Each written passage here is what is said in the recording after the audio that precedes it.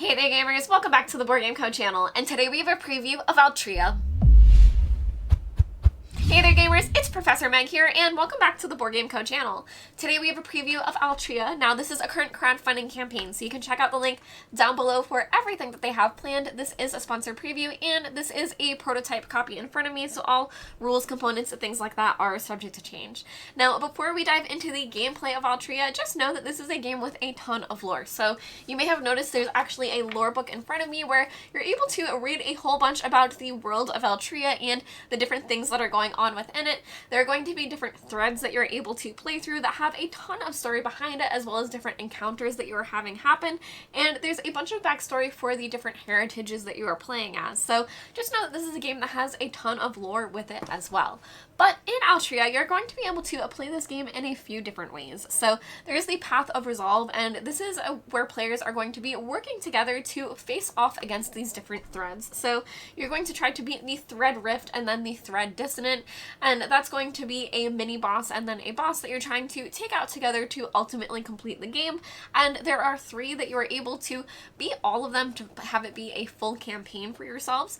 But there's also the Path of Ruin, where you're perhaps a bit more of a bad guy. You have access to some heritages that you don't in the other path, and you're going to be able to unlock certain things together, but then at the end you're all going to face off where it's a free-for-all and every player is out for themselves. So you're going to be able to play in that sense as well, to have an ultimate victor at the end of the day, and then you're also able to take both of these ways of playing and put them together to have a clash of paths. So there are many ways that you're able to enjoy the game, but the base and heart of the game is going to be the character creation, where you're going to choose your heritage, your calling, and then your weapon, and your weapon is really going to shape a lot of how your character behaves and what they're able to do in combat, as well as different things. So with that, let's dive into Altreeya.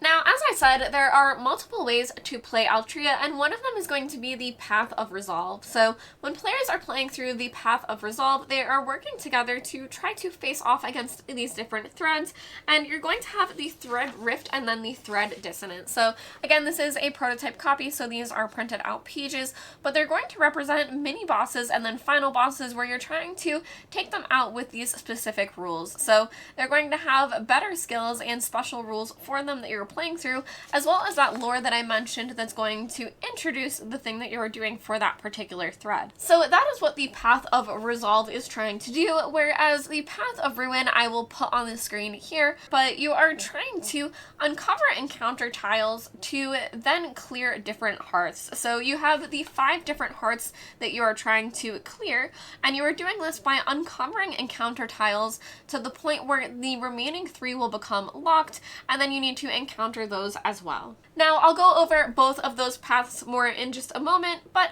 just to note, for character creation, you're going to have your character sheets where you're choosing your heritage as well as your calling and then your weapon, and that's going to determine your stats here that you're going to use for combat, as well as a few other things such as your abilities, which are going to help you with things like upgrading your characters. So this is where you're going to track different things such as your virtue and your flux points, which you're going to spend throughout the game, and your vitality, which is going to be your health throughout the game.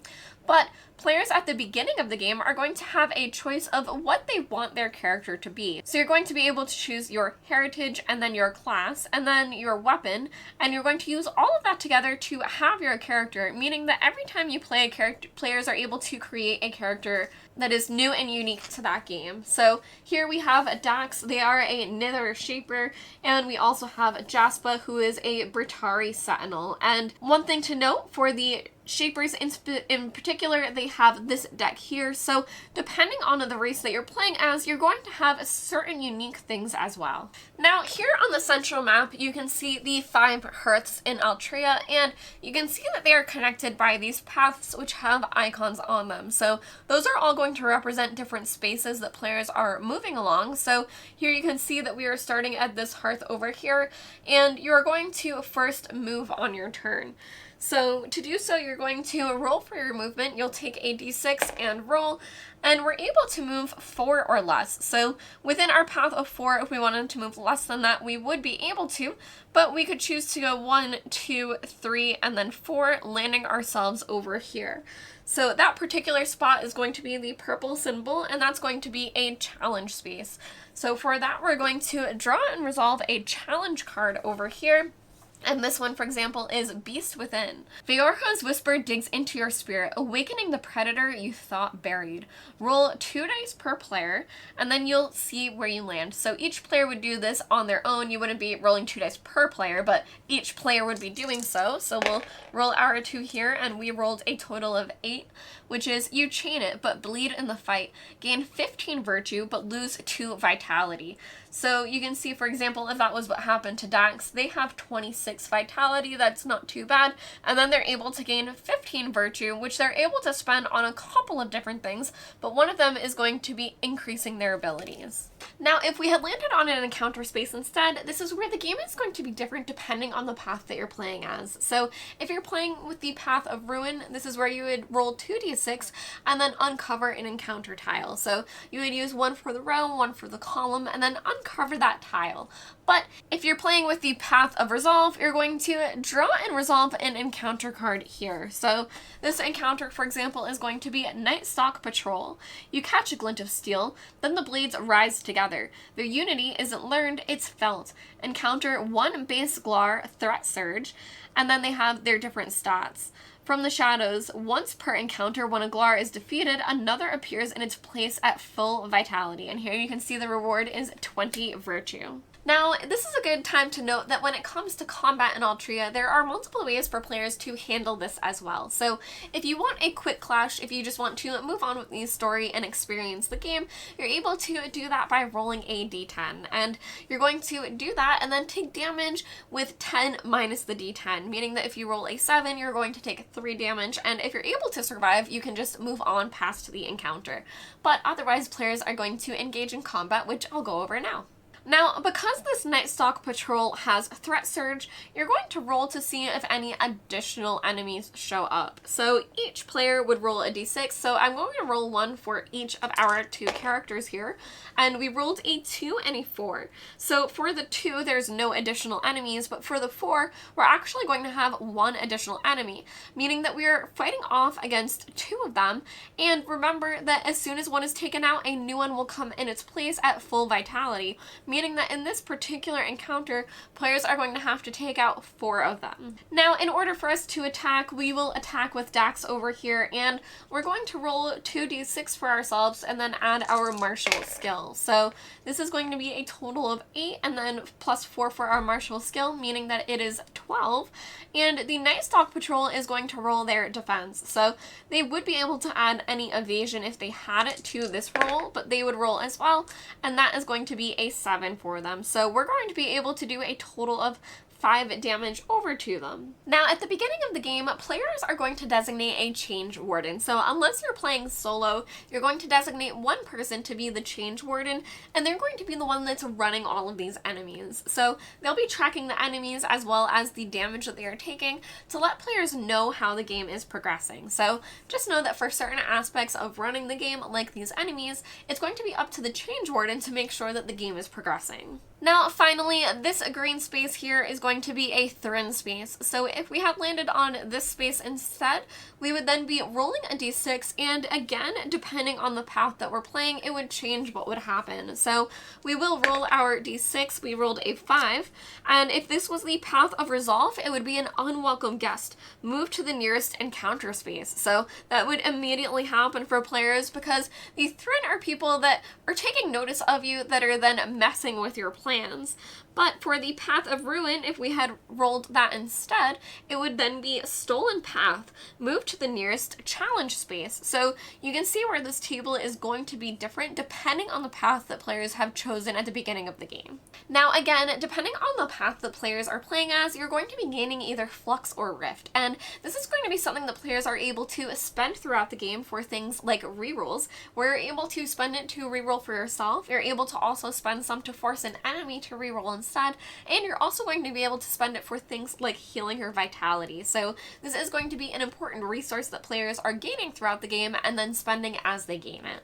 Now, in the Path of Resolve, players are going to be trying to visit the different hearths because there's a couple of things that are going to happen for players when they do so.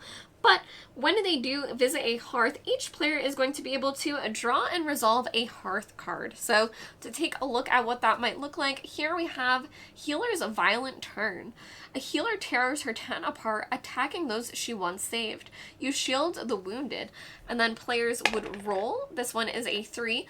She strikes you in her frenzy, lose 4 vitality. So if we had rolled a 4 through 6, we would gain 20 virtue instead by pinning her and ending the threat, but as you can see, we were not quite that lucky, so we would lose the vitality. Now again, this is an example where we would be able to spend our flux to reroll this if we wanted to, but those are the different cards that players are going to be drawing to encounter at the hearths when playing the Path of Resolve. Now, when visiting these different hearths, players are able to do a couple of different things. So the first time that you visit the hearth, you're able to place this token there and gain 3 flux. But then after that, players are also able to do certain hearth actions, such as healing their vitality. So you are able to heal there. And another thing that you're able to do is turn in completed challenge cards. So this is how you're going to start progressing toward specific threads, because the threads are in the encounter deck, and you're going to be able to turn in these challenge cards if you have 3 of a particular thread, including universal ones, and then that's going to unlock the thread rift for you, and then the thread dissonance. So that's going to be the mini boss and then the boss of the different threads that you were fighting off against, and once you beat both of a particular thread, that's when players will win the game. Now, finally, to upgrade your characters, depending on the path that you are playing, players are going to spend Virtue or Hero to upgrade their different abilities, and each ability you're able to upgrade a total of 2 times, but you're going to spend the required cost depending on your abilities that may or may not give you a discount to increase your different abilities. Now, for the Path of Ruin, I am going to put an image on the screen again so that you can see the grid of the different encounter tiles that players are going to be uncovering. So you're going to be working on uncovering these throughout the game, and in order to know which one is going to be affected, you're going to roll 2 dice. So one die is going to be the row, and then the other die is going to be how many spaces within that row is being affected. So, for example, this would be the bottom one, and then the 4th one in. Now, these encounter tiles are going to be revealed and resolved, so once that is done, it's going to remain revealed for the rest of the game, and players are working toward revealing a total of 3 of them to then lock that particular row. So, as you can see, each row represents a different hearth, and players are trying to lock these different hearths before they are then able to clear them. Now, this Path of Ruin is very different because you are trying to ruin the different hearths, and you are doing that together at the table, but once all 5 hearths have been ruined, it's going to be every player for themselves. So you're going to enter into the final sequence. Players are going to be able to heal a little bit, and you're going to be able to spend anything that you want to spend, but then after that, it's going to be every player for themselves to see who can become the ultimate winner, and everyone will face off against each other. Now, finally, there is a way to play with both of the paths where there is a clash of the paths. So you're able to have teams that are the Path of Ruin as well as the Path of Resolve, and they're going to make up characters based on the character creation for the path that they have chosen. So they are going to build out their characters, and the Path of Resolve is going to work on placing out the different hearth tokens, whereas the Path of Ruin is going to be trying to ruin the different hearths. And then players are going to enter a final battle once all 5 of the hearths have a token on it, regardless of whether it is ruined or resolved. So at that point, players are then going to enter into a final battle to see who is able to be the ultimate victor. Altreeya is going to be a very narrative-driven game where you are going through these different stories where you have a very rich character creation, where a lot of the things that you choose are really going to determine how your character is able to maneuver around this world. The weapon you choose makes a huge impact on who your character is as a person, but the other things like their heritage and their calling are really going to matter as well, especially with the different abilities that that's able to provide for them. But players are going to be experiencing the game through these different decks and the world that is around it, and if you're playing the Path of Resolve, you're going to have these different threads that you're encountering as well that you're trying to ultimately beat for yourselves, where they are going to provide a bit of a challenge and have their own specific rules that you are using to fight off against the different bosses. And again, you are able to enjoy this a few different ways, where you can play it with the Path of Resolve or the Path of Ruin, and this is a game that you are able to play true solo as well. So if you are someone that enjoys playing through specific stories, but you're going to be playing solo, this may be a game for you to check out as well. So this has been a preview of Altreeya. You can check out the campaign link down below for everything that they have planned. I've been Professor Meg. Thank you all for watching the Board Game Co channel, and I'll see you next time. Bye!